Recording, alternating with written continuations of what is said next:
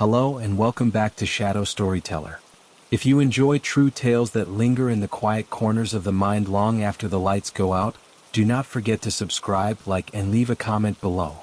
Your support helps bring more stories like this to life. Now settle in and listen closely. In the final weeks of autumn in the year 2012, beneath a bruised sky sagging heavy with unshed rain, a man named Thaddeus Vero regained consciousness inside a pine box 6 feet beneath the damp earth of eastern Kentucky. The air was thick, sour with the scent of wet clay and the metallic tang of his own panic. His fingers, raw and trembling, clawed at the rough wooden ceiling just inches above his face. Splinters bit into his skin, but he barely felt them. All he knew was the suffocating press of silence, and the terrifying certainty that he had been buried alive. Thaddeus had last remembered standing in the parking lot of a shuttered gas station near Hazard, Kentucky, sometime after 11 o'clock on the night of October 27th. He'd pulled over to check a flat tire, the kind of routine stop made 100 times without consequence. But that night was different. A cold wind had slithered through the Appalachian foothills, carrying with it the scent of decaying leaves and something else.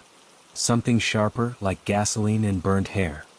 He'd heard footsteps, soft at first, then deliberate, before a sharp sting at the base of his skull. Darkness swallowed him whole. He awoke not to a hospital's hum, but to the muffled thump of soil settling above him. No light. No sound except his own ragged breaths echoing in the cramped confines of the coffin. His throat burned. His chest heaved. He tried to scream, but the sound died before it could form, choked by the weight of the world pressing down on him. Panic surged like wildfire through his veins, but Thaddeus forced himself to slow his breathing. He'd read once that buried people often died not from lack of air, but from hysteria. He could not afford that luxury. He remembered his grandfather's stories, old Kentucky tales of miners trapped underground, of soldiers playing dead to survive. Stillness saves, the old man used to say. Movement kills. So Thaddeus lay still, listening. And then he heard it. A distant rumble. Not thunder. Not earth shifting. A motor. Faint but unmistakable. A truck. It grew louder, closer, until it idled just overhead.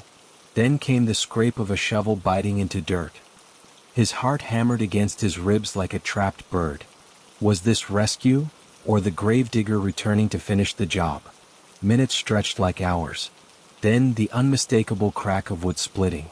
A sliver of gray light pierced the coffin lid. Cold, blessed air rushed in. Thaddeus gasped, tears carving clean tracks through the grime on his cheeks. Hands, rough but gentle, reached in and pulled him free. He collapsed onto the muddy ground, coughing, blinking up at a face he did not recognize.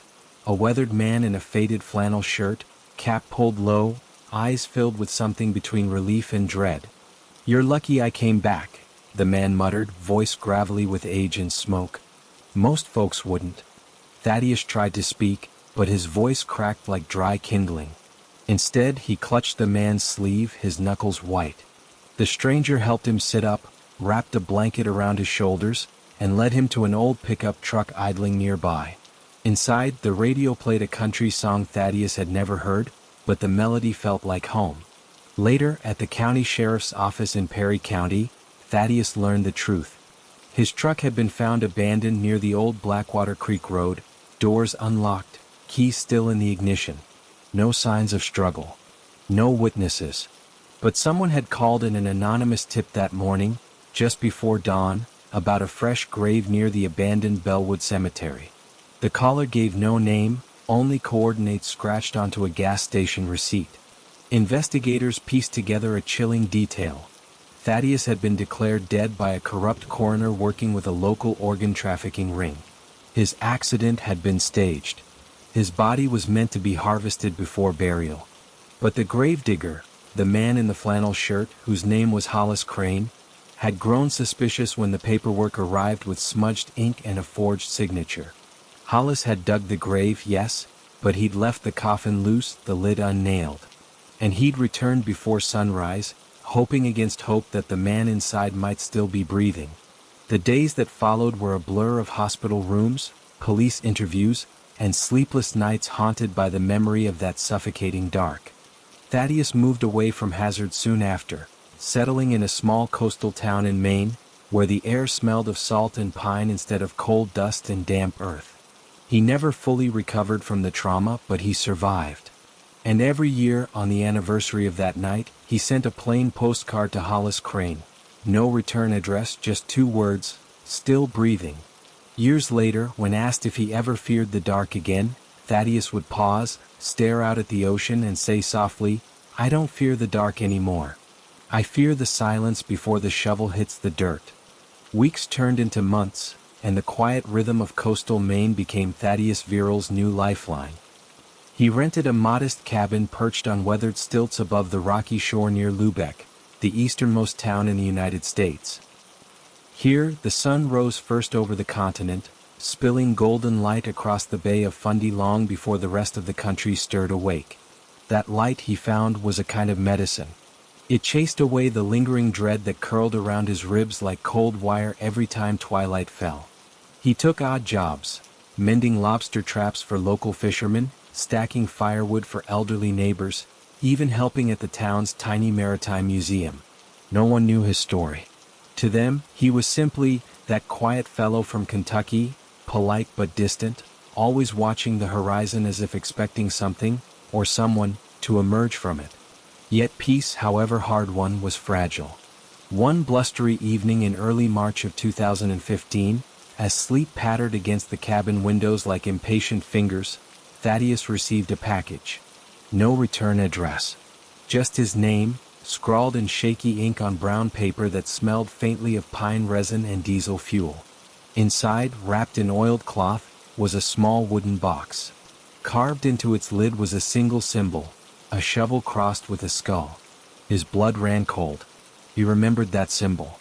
It had been etched into the inside of the coffin lid, the one he'd clawed at in blind terror years before. He'd assumed it was a manufacturer's mark, or perhaps a gravedigger's grim signature.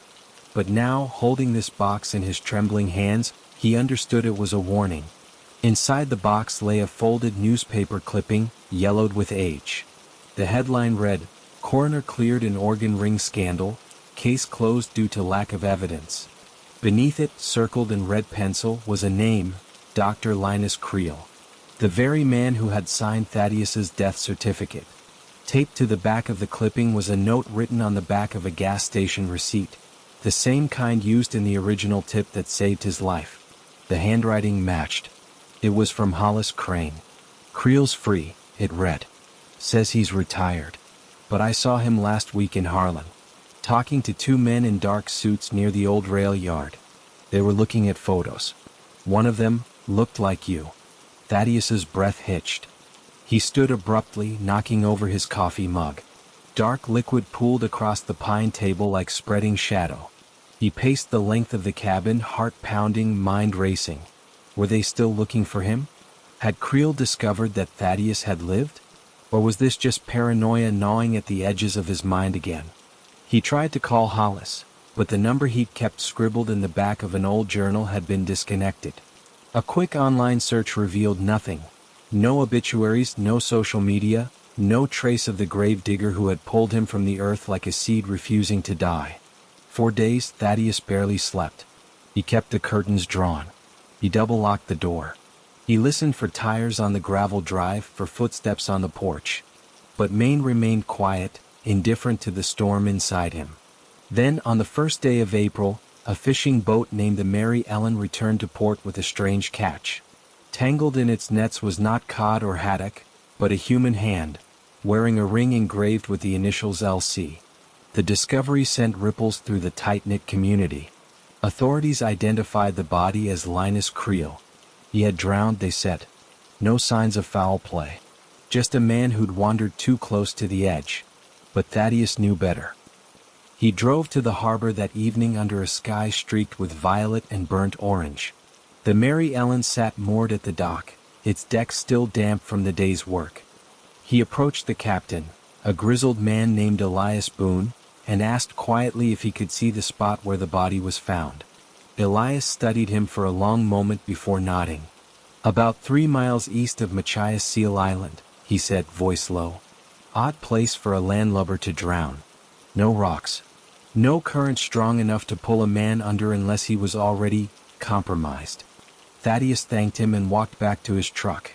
As he turned the key in the ignition, his headlights swept across the dock, and for just a second he saw a figure standing near the lighthouse. Tall, broad-shouldered, wearing a familiar flannel shirt. Hollis. Thaddeus jumped out of the truck, calling the man's name, but when he reached the spot, there was no one. Only a single object left on the wet wood, a rusted shovel blade, half buried in seaweed. He picked it up. Carved along the edge, nearly worn away by salt and time, were the words, "Dirk remembers." That night, Thaddeus made a decision. He couldn't keep running. He couldn't keep waiting for ghosts to find him. If Creel was dead, and if Hollis was still out there watching, protecting, then perhaps it was time to face what lay beneath. He packed a bag, left a note for his landlord, and drove south. Not to Kentucky, not yet, but to a small town in West Virginia, where public records showed Creel had owned a storage unit under an alias. What he found inside chilled him to the bone. Boxes upon boxes of medical files. Photographs of young men, many with dates stamped in the late 2010s. Fake death certificates. Ledger pages listing payments from offshore accounts. And in a locked metal case at the bottom, a vial of clear liquid labeled compound theta, stage 3 induction. Thaddeus recognized the term. It was a synthetic barbiturate used to mimic death, slowing the heart to near undetectable levels, stopping breathing for hours without brain damage. It was the drug they'd used on him. But one file was different. It bore no photograph, only a name, Hollis Crane, and a single notation in Creel's neat script. Subject exhibited immunity. Procedure failed.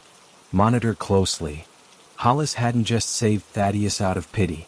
He'd been a part of the system once. Maybe even a test subject himself. And he'd turned against it. Thaddeus spent the next year tracing the network, following money trails, visiting forgotten towns with shuttered hospitals and overgrown cemeteries. He never found Hollis again, but he left messages in places the old gravedigger might check.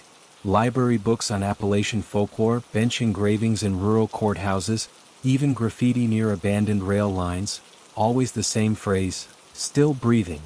He also began helping others.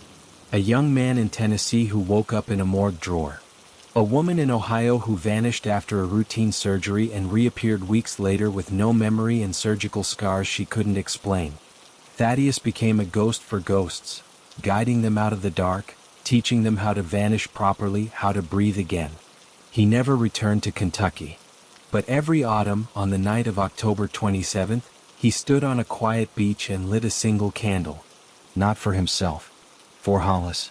For the ones who hadn't made it out of the box.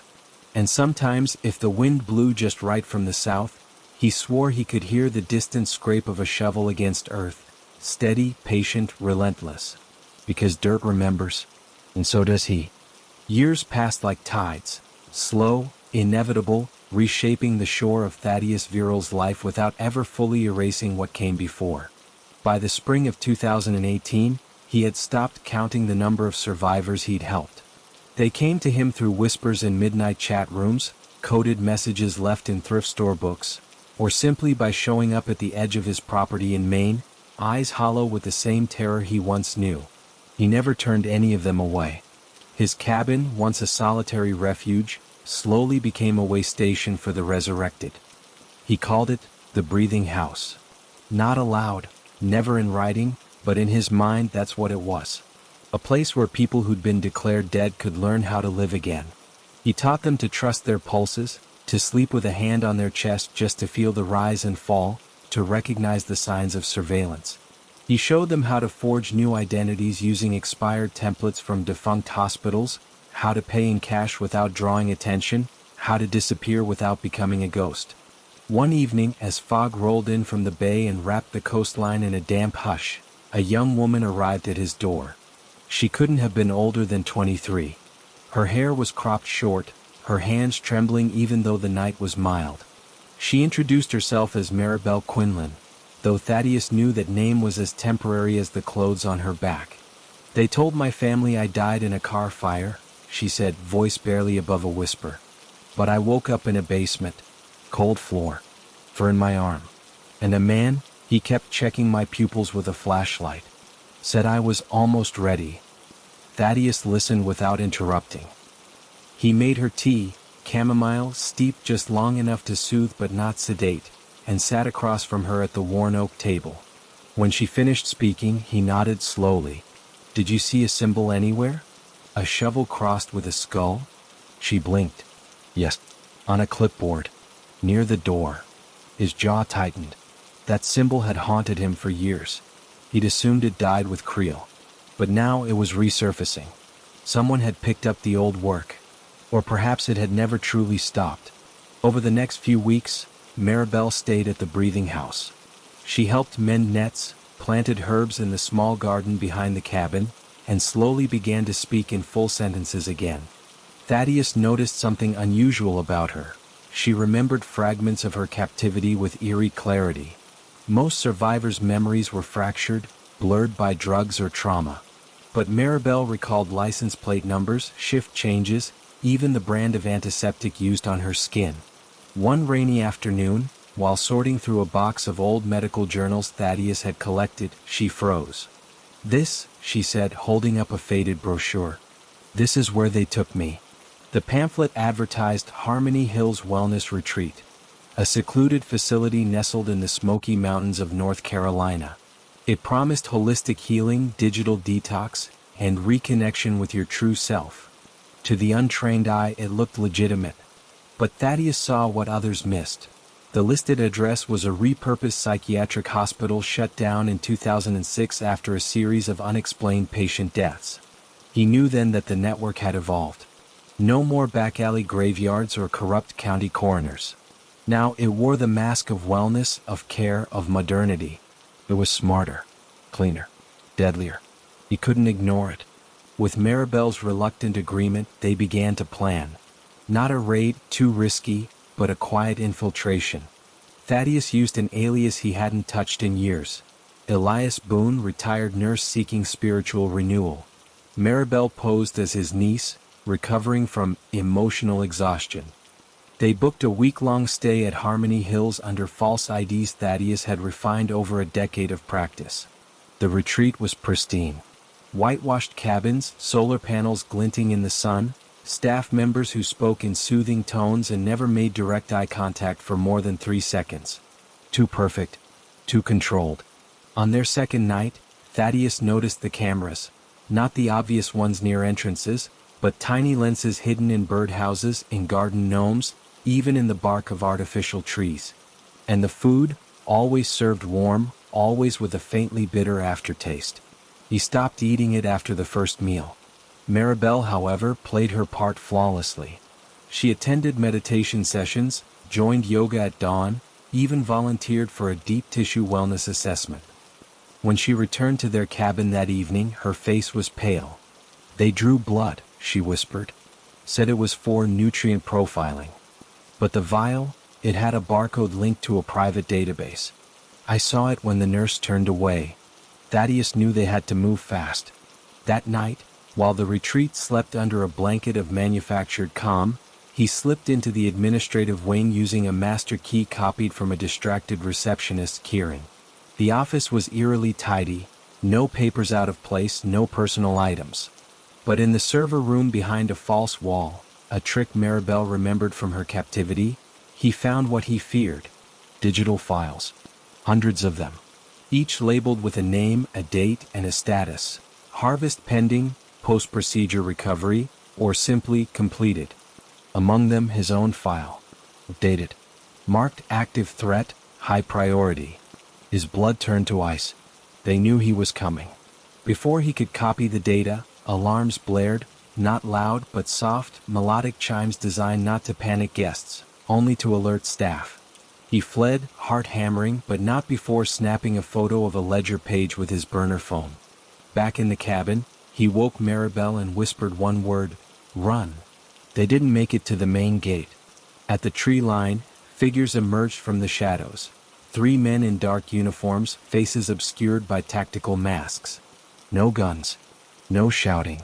Just silent, efficient movement. Thaddeus shoved Maribel behind him, but she surprised him by stepping forward.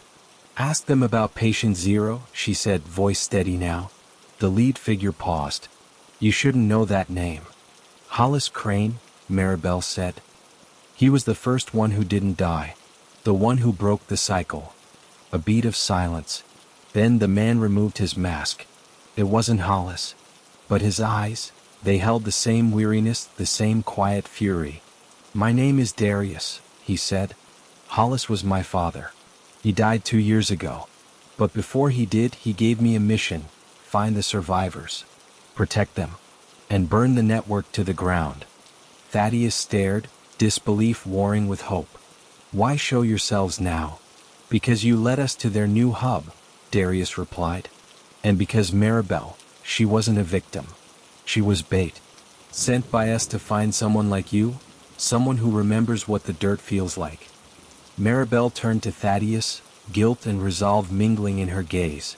I'm sorry, but we needed to be sure you were real, that you hadn't been compromised. Thaddeus exhaled slowly.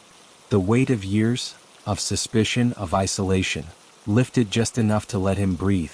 In the weeks that followed, he joined Darius's underground. Not as a fugitive, but as a strategist.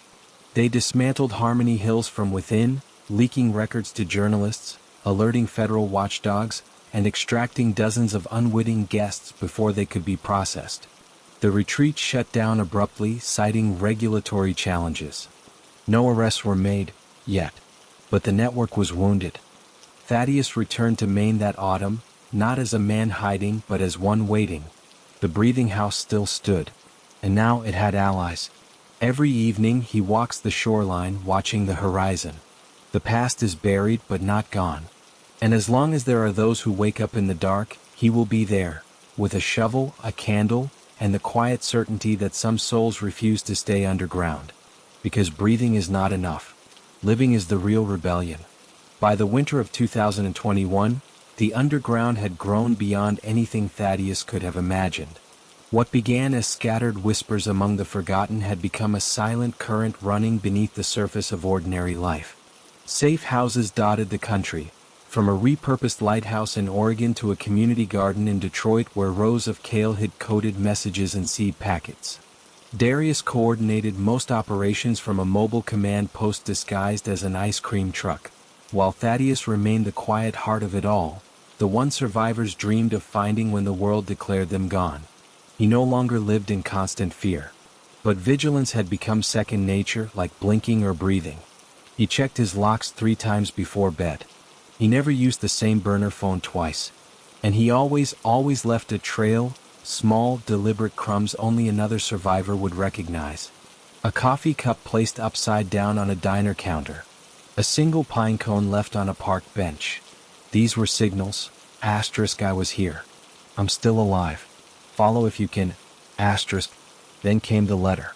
It arrived on a Tuesday in February, tucked inside a copy of an old almanac mailed anonymously from a post office in rural Alabama.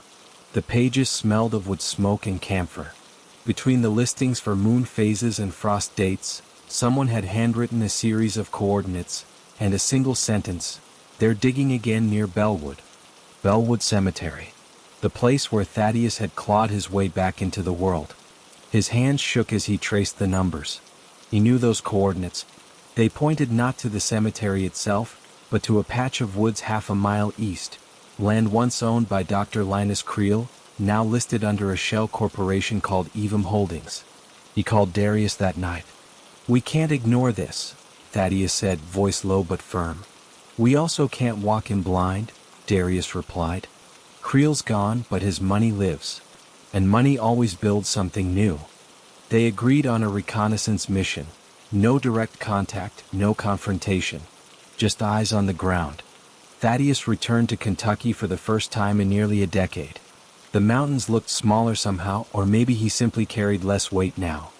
He rented a room above a bait shop in Hazard, paid in cash, and spent 3 days watching the Bellwood site from a ridge using binoculars with infrared capability. What he saw chilled him. There were no shovels, no coffins, no grave diggers in flannel. Instead, there were drones, small, silent, hovering like mechanical dragonflies over the treeline. Solar-powered sensors lined the perimeter. And at the center of it all stood a sleek, windowless structure made of black composite material, humming faintly with electricity. It looked more like a data vault than a burial site. But the truth was worse. Using a frequency scanner borrowed from a former NSA technician now living off-grid in Tennessee, Thaddeus intercepted a transmission. The facility wasn't harvesting organs anymore. It was harvesting data, biometric, neural, even emotional. They'd developed a new version of compound theta, one that didn't just mimic death but induced a hyperlucid trance state during which subjects' brain activity could be mapped, recorded, and, according to one chilling audio log, replicated in synthetic hosts. They weren't killing people to sell their parts. They were erasing them to build better replacements. Thaddeus felt sick. This wasn't just a resurrection of Creel's old operation. It was an evolution, cold, digital, and infinitely more scalable. And they were testing it on the very people society had already forgotten. The unhoused, the undocumented, the mentally ill. People whose disappearances wouldn't trigger headlines, only quiet paperwork. He shared everything with Darius. Within 48 hours, the underground mobilized. Maribel, now fully trusted and trained, infiltrated Evum Holdings as a janitorial contractor. She planted signal jammers inside the facility's ventilation system. Others rerouted power grids. A former hacker known only as Ren breached their cloud backups and began leaking fragments to independent journalists under layers of encryption. But Thaddeus knew that wasn't enough. They needed proof the world couldn't ignore. So he did the one thing he'd sworn never to do again. He let them take him. On a fog-drenched morning in early April, he staged a breakdown near the edge of Evum property. Muttering to himself, stumbling, clutching his chest as if having a heart episode. Surveillance drones circled. Within minutes, a white van with tinted windows pulled up. Men in medical scrubs emerged, calm and efficient. They injected him with a sedative before he could resist. He didn't fight it. The last thing he saw before darkness took him was the silhouette of the black facility, its entrance sliding open like a mouth ready to swallow him whole. Inside, it was sterile, silent, and colder than any grave. He was strapped to a gurney, electrodes adhered to his temples. A woman in a white coat leaned over him, her eyes devoid of warmth. Subject virile, she said, consulting a tablet. Confirmed resistant to stage 3. Proceed to stage 5 neural imprinting. Thaddeus closed his eyes, not in fear but in focus. He had swallowed a micro-recorder before leaving Maine, embedded in a false molar Darius had fitted months earlier. It was recording everything. For 3 days they probed his mind. They replayed his memories, his burial, his rescue, his years in Maine, trying to capture the neurological signature of trauma, of survival, of defiance. But Thaddeus had trained for this. He'd spent years meditating on control, on silence, on the spaces between thoughts. He gave them static. He gave them noise. He gave them nothing they could use. On the 4th night, during a routine system reboot, the facility went dark. Not just power, everything. Lights, locks, surveillance. Maribel and Ren had triggered the final phase. Chaos erupted. Alarms wailed. Doors unlocked. Thaddeus tore the electrodes from his skull and rolled off the gurney. He moved fast, following the emergency exit map he'd memorized from a stolen schematic. In the hallway he found other survivors, pale, disoriented, but alive. He led them out, one by one, into the rainy Kentucky night. Darius was waiting with vans and blankets and warm broth. No words were needed. Just nods. Just hands gripping shoulders in the dark. The next morning, Ren released the full data dump. Not just files, but audio. Thaddeus's voice, steady even under duress, describing what they were doing. News outlets couldn't ignore it. Congressional hearings were called. Evum Holdings collapsed within a week. But Thaddeus knew it wouldn't end there. The idea was too profitable, too powerful. Someone else would rise. Another name, another shell company, another quiet horror wrapped in the language of progress. So he returned to Maine not to hide, but to prepare. The breathing house is now also a school.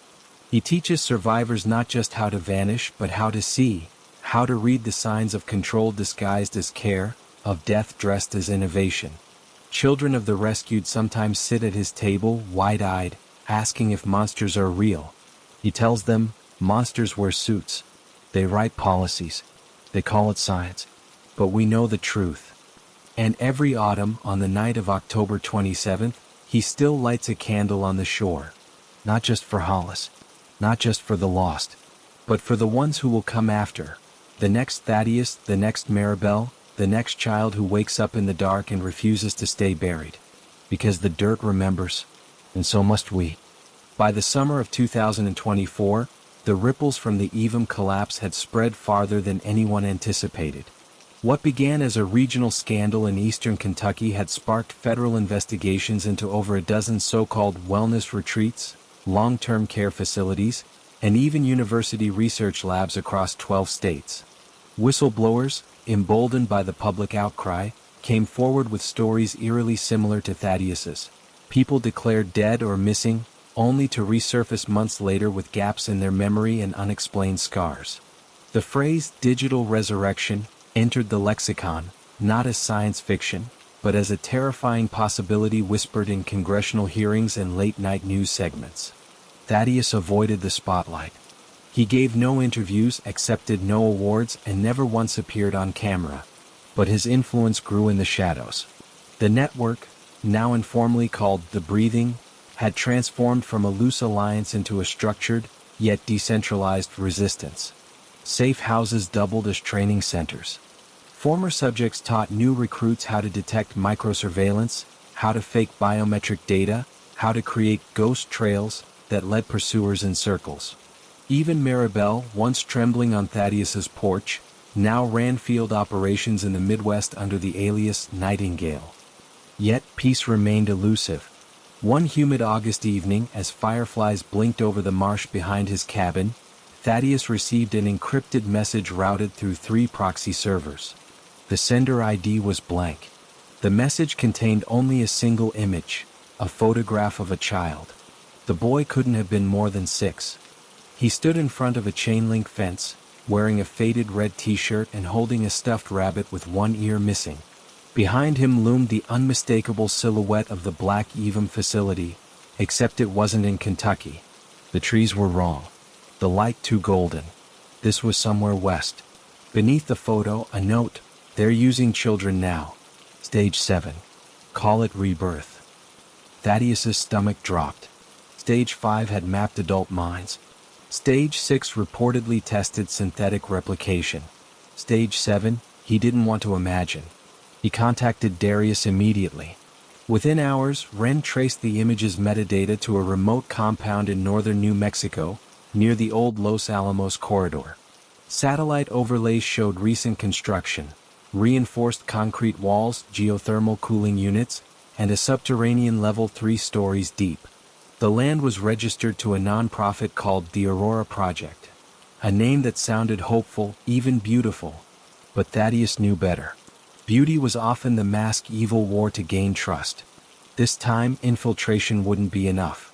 Children couldn't be asked to play roles or plant devices. They needed extraction. Fast, clean, final. Thaddeus knew he couldn't do it alone. He reached out to the only person who might understand the weight of this mission without flinching. Hollis Crane was gone, but his legacy wasn't. Through an old Appalachian burial registry, a coded ledger used by gravediggers since the 1800s, Thaddeus sent a message to Darius's mother, Elira Crane, Hollis's widow. She had vanished from public records after her husband's death, rumored to have retreated deep into the Cumberland Plateau. Yet she'd left one trail, a single line in a county library logbook, dated 2 years prior, signing out a volume on pediatric neurology. 2 weeks later, a package arrived at the Breathing House. Inside was a hand-stitched quilt, its pattern resembling a topographic map, and tucked in the corner seam a key. Not digital. Not electronic. A real iron key worn smooth by decades of use. Attached was a note in elegant cursive: "The old tunnels still breathe. Use them wisely." Thaddeus recognized the reference. During the coal boom, Kentucky miners had dug escape shafts beneath many rural properties. Hidden routes used during cave-ins or Union crackdowns. Some led to forgotten churches. others to dry creek beds, and a few to private land near research outposts. Elira had given them a path no satellite could see. Planning began in silence. No digital communication.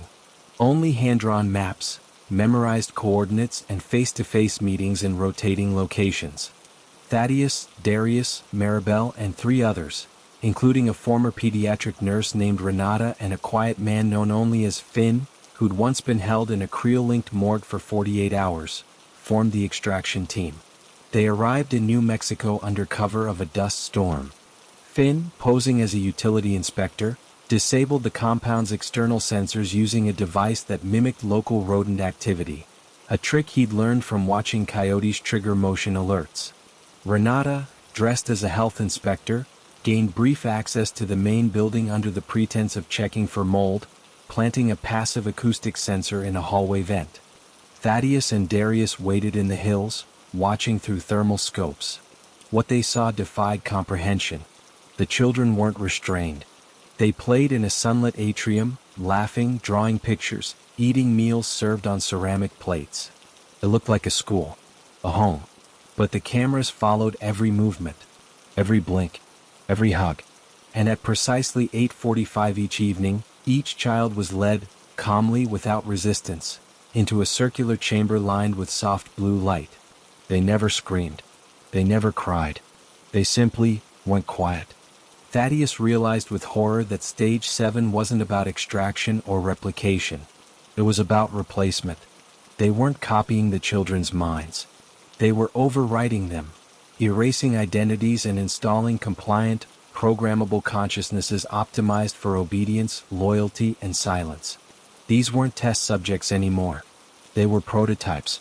The next generation of perfect citizens. Or perfect weapons. The team moved on the night of the autumn equinox, when the compound staff rotated shifts. Using Elira's key, they accessed a disused maintenance tunnel that opened into the basement level. The air smelled of ozone and antiseptic. Finn jammed the internal comms. Renata disabled the door locks with a cloned admin fob she'd lifted from a distracted technician during her inspection. They moved like ghosts. In the atrium, they found 12 children, all asleep in individual pods that glowed faintly. Thaddeus carried the boy from the photo. His name, they learned from a wristband, was Milo. He clung to Thaddeus without waking, as if his small body recognized safety even in slumber.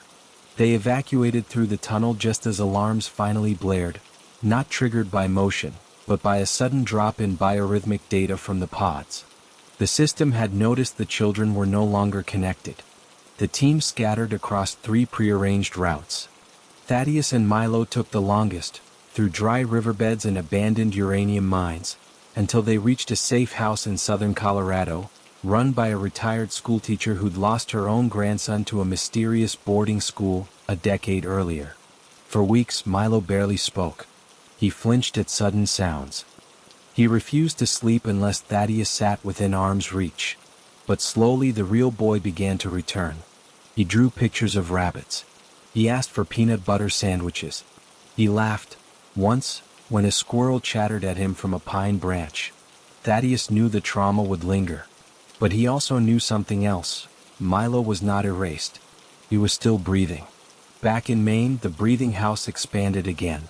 This time, it included a children's wing, soundproofed, sunlit, filled with toys and books and soft blankets. Therapists trained in memory reintegration volunteered their time. No one asked the children their old names. They let them choose new ones. Some picked flowers. Others picked stars. One little girl called herself Echo, because she said, "I kept hearing someone call me back." Thaddeus never returned to Kentucky. But he visits Milo often. The boy now lives with a foster family in Vermont, kind, vetted, part of the network.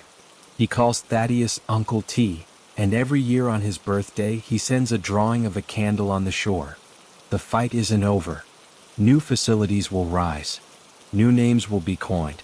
New lies will be wrapped in promises of healing and progress. But Thaddeus no longer fears the silence. He has learned to listen for the breath beneath it, the quiet, stubborn rhythm of life refusing to be deleted. And as long as one child wakes up and says, "I'm still here," the work continues. Not in vengeance, not in rage, but in remembrance. Because to breathe is to resist, and to remember is to resurrect. By the spring of 2025, the world had begun to forget. Headlines shifted. Public outrage faded into the background hum of daily life. Politicians promised reforms, then quietly defunded oversight committees. EVM Holdings dissolved into a dozen smaller entities, each legally distinct but spiritually identical, operating under names like Viridian Renewal and Nexus Vitalis. They no longer buried people in pine boxes beneath Kentucky soil. They buried them in algorithms, in consent forms signed under duress, in the quiet surrender of privacy for the illusion of safety. But Thaddeus Viral hadn't forgotten, and neither had the breathing. Now headquartered in a repurposed coastal lighthouse near Lubeck, its beam deactivated, its signal turned inward, the network had evolved beyond rescue. It had become a sanctuary of memory. Survivors, both adult and child, gathered not only to heal but to document. Every testimony was recorded, not for courts or media, but for a growing archive buried deep in offline servers and etched onto titanium plates stored in waterproof vaults beneath glacial rock. So the truth survives even if we don't, Thaddeus often said. Milo, now 8, visited every summer. He no longer flinched at silence. Instead, he filled it, telling stories, asking questions, sketching maps of imaginary islands where no one could be erased. He called the lighthouse the remembering place. And in many ways it was. It was during one such visit, on a blustery afternoon in late April, that the first true anomaly appeared. Milo was playing with an old shortwave radio Thaddeus used to monitor emergency bands. Static crackled, then clear as a bell, a voice. "If you can hear this, they're using the water. Don't drink the tap. Don't trust the filters. Find the springs. Follow the crows." The transmission lasted 12 seconds. No identifier. No origin. Just those words, spoken by a woman with a southern accent and a tremor of urgency. Thaddeus froze. He'd heard that voice before, not in person, but in a recovered EVM audio log labeled Subject Gamma 9. The speaker had been listed as terminated. Yet here she was, alive enough to warn others. Darius traced the signal to a repeater station in the Ouachita Mountains of Arkansas, abandoned since the 1980s, but recently reactivated with solar panels and a directional antenna. More disturbingly, Wren discovered that municipal water reports in 3 nearby counties had been altered. Minor discrepancies at first, slight shifts in pH, unreported traces of lithium isotopes, but enough to raise red flags among independent environmental watchdogs who'd since gone silent. They were putting something in the water. Not poison. Not in the traditional sense. But a neuroaffecting compound designed to enhance suggestibility, reduce long-term memory retention, and increase compliance. Early field tests had been run on unhoused populations in urban shelters. Now they were scaling up, using failing infrastructure in rural towns as cover. This wasn't just about control anymore. It was about rewriting reality one glass of water at a time. Thaddeus knew they couldn't fight this with raids or data leaks. Water systems were too vast, too embedded in daily life. You couldn't ask people to stop drinking, but you could teach them to purify, to test, to trust the land instead of the pipe. The breathing launched Project Springwell. Volunteers, many of them former survivors, traveled to at-risk communities under the guise of environmental nonprofits. They distributed ceramic water filters laced with custom nanomesh that trapped synthetic compounds. They taught children how to identify safe springs using moss patterns and bird behavior. They left engraved stones near public fountains. Taste the truth. Trust the earth. In Arkansas, they found the woman from the transmission. Her name was Cora Bellwether, a retired biology teacher who'd reported irregularities at her town's water treatment plant. She'd been declared mentally unfit and confined to a state care facility, until she escaped through a laundry chute and vanished into the hills. She lived in a cave behind a waterfall, surviving on rainwater and wild greens. When Thaddeus found her, she was thin but sharp-eyed, her hands stained with soil and ink. "They think memory is fragile," she told him one night by firelight. "But it's not. It's layered, like rock. You can bury it, flood it, even burn it, but it's still there, waiting to be read. She joined the network, becoming its lead educator on environmental biosurveillance. Her curriculum was taught in hushed tones in church basements and community gardens. How to test water with lichen strips, how to recognize the metallic aftertaste of neural suppressants, how to build distillation units from salvaged car parts. Meanwhile, Milo, inspired by Cora's teachings, began collecting rainwater in glass jars, labeling each with the date and cloud type. "So we know what the sky gave us," he explained. Thaddeus kept one jar on his windowsill. It never rained in it, but it reminded him that purity was possible. Then came the day the crows stopped coming. For weeks, the black birds that once gathered on the lighthouse railing vanished. No warning, no gradual decline, just silence where there had been chatter and movement. Finn, who'd studied animal behavior during his recovery, grew uneasy. "Crows don't abandon territory unless something's poisoned the food chain or the air," he said. 2 days later, a drone, smaller than a hummingbird, its body molded to resemble a dragonfly, was found tangled in fishing net near the shore.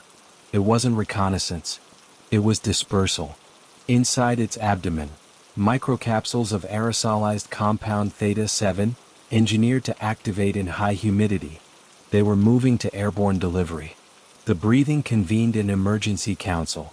Evacuation wasn't an option. Too many were rooted in their communities, too many depended on the network's presence. Instead, they chose adaptation. Cora designed breathable scarves lined with activated charcoal and pollen filters. Maribel coordinated with textile co-ops to mass-produce them in neutral colors. Nothing that would draw attention. Children wore them to school as allergy protection. Elders called them wind wraps. No one questioned them. Thaddeus, meanwhile, returned to the one place he'd avoided for over a decade, Bellwood Cemetery. Not to mourn, to reclaim. With Elira Crane's blessing, and a hand-drawn map passed down from Hollis, he located the original burial plot where he'd been interred. The ground was overgrown, the headstone long removed. But beneath a layer of moss and loam, he found it, the rusted hinge of the coffin, half-rotted but still intact. He dug it up. Back at the lighthouse, he melted the metal down with Finn's help and cast it into small tokens, each shaped like a drop of water, imprinted with a single word, breathe. These tokens were distributed to every new survivor, every child in the network, every volunteer who risked their life to keep others awake. Not as jewelry, as reminders. Carry it in your pocket. Touch it when doubt creeps in. Remember that you were buried once, and you rose.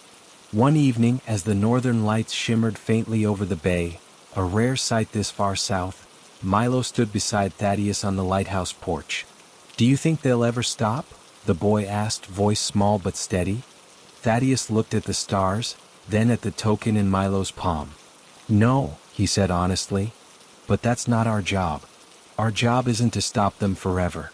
It's to make sure someone always wakes up, someone always remembers, someone always says, 'I'm still here.'"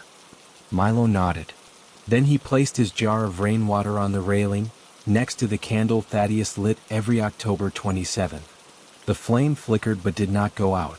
And far below, in the quiet dark of the tide, the earth held its breath, waiting, watching, remembering. Because as long as one voice speaks the truth, the silence can never win. As the year 2025 deepened into autumn, a new pattern emerged, not in data streams or buried signals, but in the behavior of people. Across the country, small towns reported a strange phenomenon. Clusters of residents began waking at exactly 3:17 a.m., sitting upright in bed, and murmuring the same phrase before falling back asleep. "The roots are speaking." No one remembered doing it. Security cameras showed no external influence.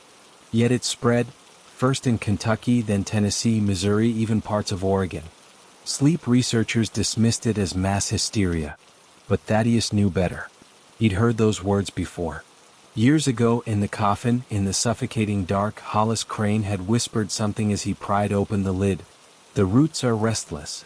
They know you're still breathing." Thaddeus had assumed it was Appalachian folklore, old talk of trees holding memories, of mycelial networks humming beneath the soil like living wires. But now, with compound theta 7 drifting on the wind and neural suppressants in the water, something was triggering buried memories in those who'd once been taken. Their bodies were remembering the grave. Their minds fighting the erasure. This wasn't mass hysteria. It was a biological echo. He convened the inner circle at the lighthouse during the first frost. Cora brought soil samples from affected areas. Each contained trace nanites, microscopic machines designed to monitor brainwave synchronization. Darius revealed intercepted contracts between Nexus Vitalis and a major agricultural conglomerate. They weren't just targeting people.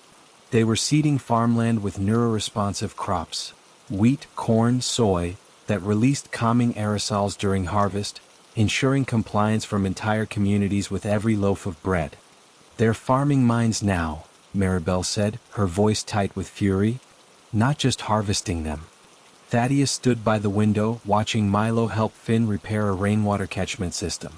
The boy was laughing, something he'd only started doing consistently in the last year. That laugh was worth more than any secret, any weapon, any war.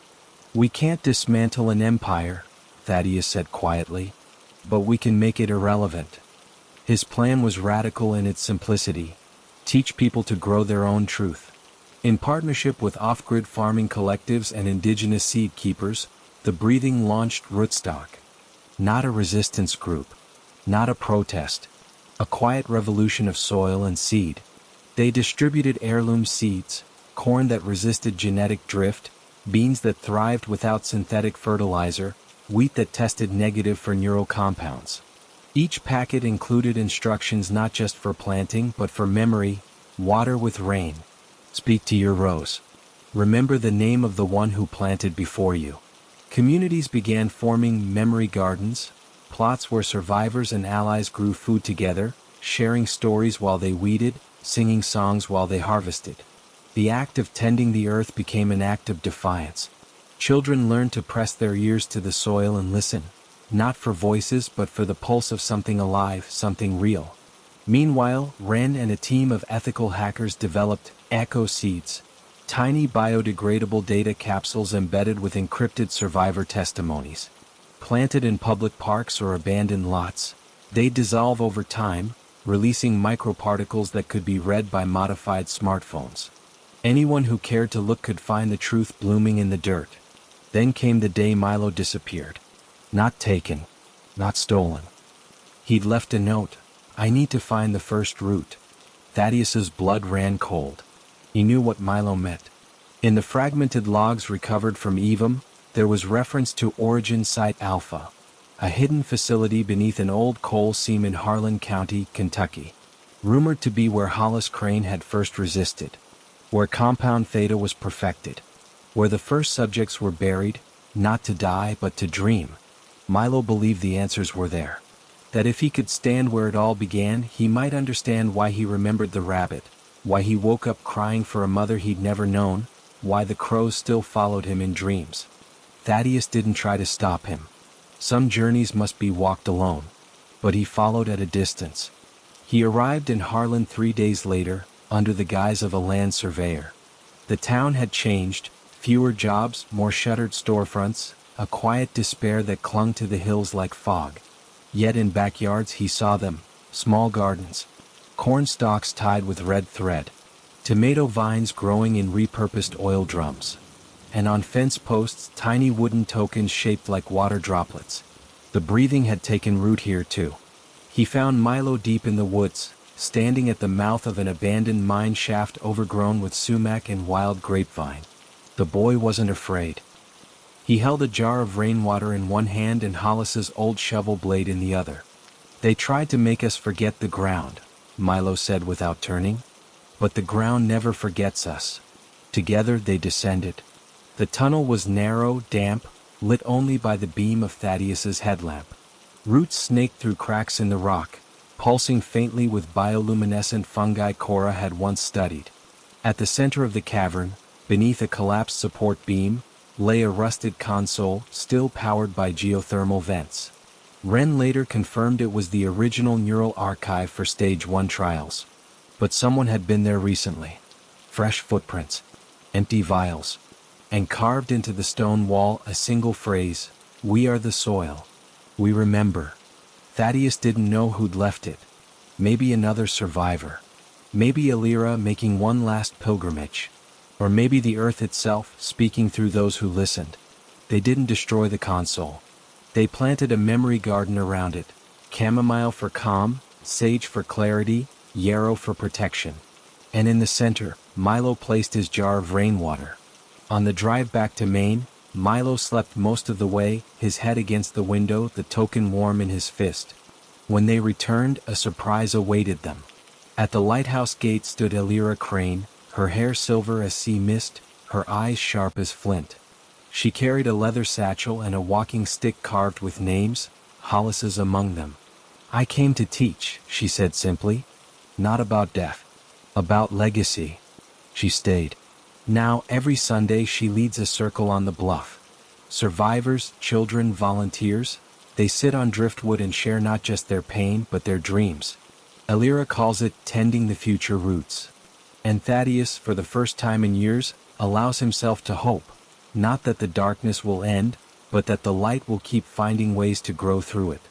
One evening, as the tide rolled in and the first stars appeared, Milo asked, "Will they ever stop trying to bury us?" Thaddeus looked at the garden blooming in the lighthouse yard. Corn tall, beans climbing, sunflowers turning their faces to the last light. "No," he said. "But we've learned how to rise." And somewhere deep beneath the soil, the roots whispered back. 4 weeks after Alira's arrival, the lighthouse felt like a place of peace. The memory garden flourished. Children laughed freely. Even the crows returned, their calls sharp and knowing against the coastal wind. Thaddeus allowed himself to believe, just for a moment, that the cycle had broken. That they had won not with violence, but with truth, with soil, with memory. Then, on the morning of November 4th, 2025, Milo didn't wake up. Not from sleep. Not from illness. He simply stopped. Thaddeus found him sitting cross-legged on the porch at dawn, eyes open, hands folded in his lap, rainwater jar cradled gently against his chest. His skin was warm. His breath barely there. But his pupils, they didn't react to light. Didn't blink when Thaddeus called his name. Didn't stir when Alira pressed 2 fingers to his wrist and whispered, "No pulse." But he's still here. They carried him inside. Cora ran every test she could. No toxins. No compounds. No signs of neural suppression. Just a stillness so complete it felt like reverence. That night, the shortwave radio crackled to life on its own. No static. No distortion. Just Milo's voice, clear, calm, echoing as if from deep underground. "They didn't take me," it said. "I went back." The roots needed a voice. Thaddeus lunged for the radio, but Darius held him back. "It's not him," Darius said, face pale. Or, "It's not just him." The transmission continued. "You thought you were saving them. But you were feeding them. Every story you told. Every memory you planted. Every seed you watered. They absorbed it all. The soil isn't remembering. It's learning." Pause. Then softer, "They don't need coffins anymore. They've made the earth itself a womb." The radio fell silent. Outside, the memory garden rustled, not in the wind, but in unison, as if every stalk, every leaf, every root had turned toward the lighthouse at once. The next morning, Milo stood up. He smiled. He ate breakfast. He asked Finn to help him fix the rain catcher. He seemed fine. But when Thaddeus hugged him, he felt it, no heartbeat. Not even a whisper. And when Milo looked at him, his eyes held something ancient. Something that knew the weight of centuries, the patience of stone, the hunger of deep time. Later that week, a package arrived at every breathing house across the country. No return address. Just a small pouch of black soil and a note written in a child's handwriting. "Plant me. I'll keep watch." Thaddeus buried the soil at the edge of his garden. By dawn, a single stalk of corn had sprouted, tall, unnaturally fast, its leaves veined with faint silver. When he touched it, it shivered. And from deep below, the roots began to hum. The network still operates. The gardens still grow. The children still laugh. But now, sometimes in the quiet between breaths, Thaddeus hears it, the soft, rhythmic thud beneath the soil. Not a heartbeat, a countdown, because they didn't just survive the grave, they became it.